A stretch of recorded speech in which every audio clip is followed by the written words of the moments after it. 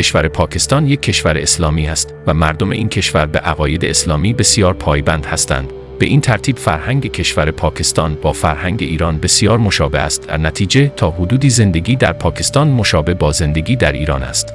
ایرانیان زیادی در کشور پاکستان زندگی می کنند. در نظر داشته باشید که کشور پاکستان در سالهای اخیر توانسته در زمینه کسب و کار به خوبی ظاهر شود. به این ترتیب شرکت‌های زیادی از سوی ایرانیان در این کشور دیده می‌شوند.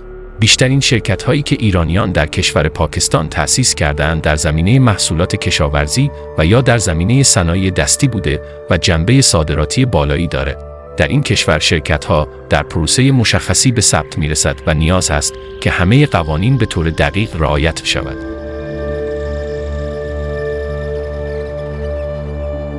در این کشور زبان فارسی به عنوان زبان رسمی اعلام شد، به طوری که در حدود 800 سال به طول انجامید و رتبه بسیار بالایی را شامل شده است.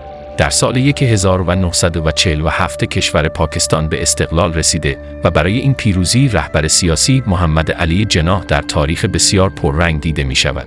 نظام سیاسی از کشور پاکستان از همون ابتدا جمهوری فدرالی است و عقیده به کار رفته نیز اسلامی است. تاریخ کشور پاکستان گسترده اما منظم است.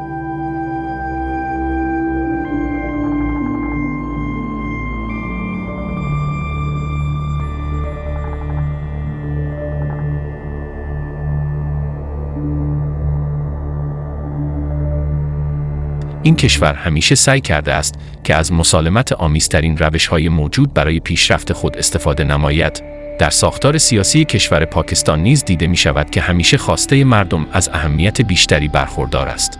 در نظر داشته باشید که جغرافیای کشور پاکستان در سالهای اخیر وسیع‌تر از قبل شده است و زیر ساخت‌های اقتصادی این کشور نیز با پیشرفت خوبی همراه بوده است.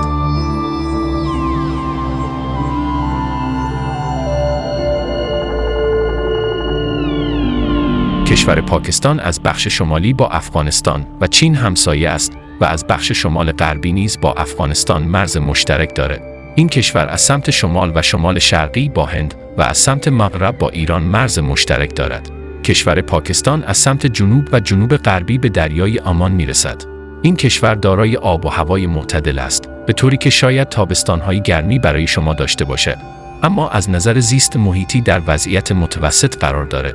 بخش‌های بیابانی کشور پاکستان بیشتر از بخش‌های سرسبز شامل می‌شود.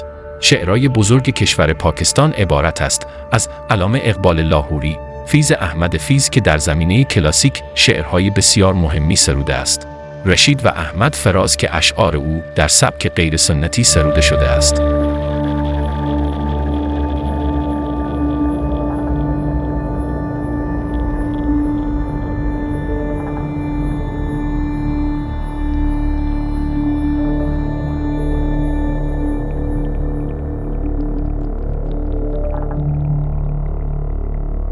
فرهنگ کشور پاکستان بسیار مشابه با مردم هندی است و این موضوع حتی در حجاب کشور پاکستان نیز دیده می شود.